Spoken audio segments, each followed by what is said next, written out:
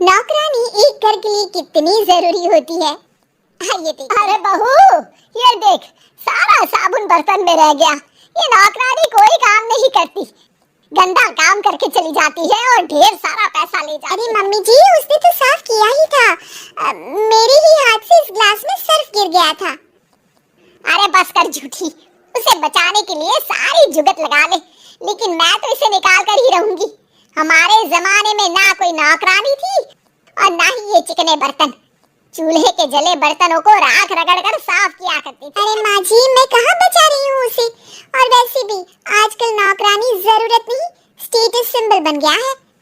अब आप बताओ, मैं मुन्ना को नीचे घुमाने ले जाऊं तो लोगों से क्या बोलूं? झाड़ू पोछा खुद लगा रही हूँ।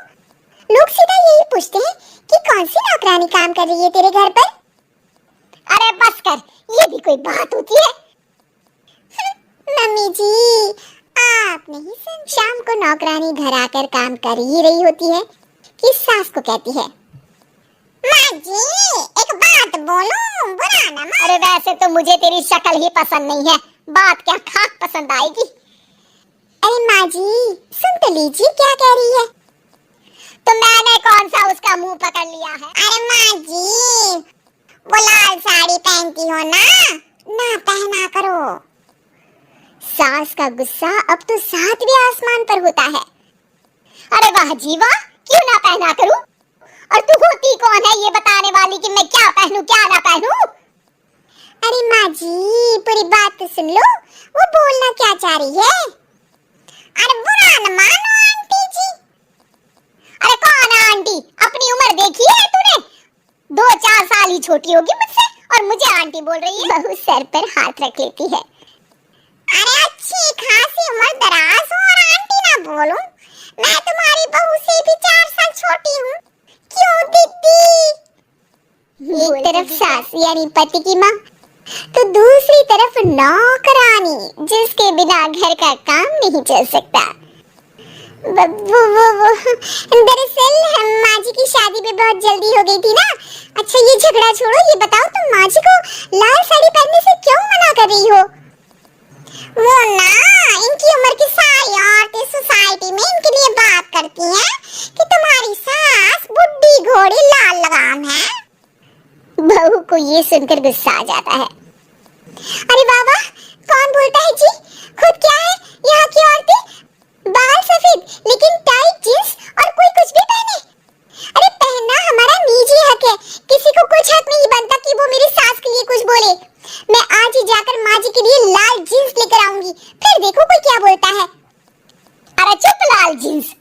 अरे सुन नौकरानी की बच्ची, जाकर बोल दे उन लोगों से कि उन लोगों की तरह मैं उड़ती नहीं फिरती हूँ घर बार छोड़कर। अपने बच्चों और नाती पोतों में मन लगाती हूँ, ना कि सारा दिन ताश के पत्तों में आग गड़ा करती। नौकरानी वहाँ से चली जाती है।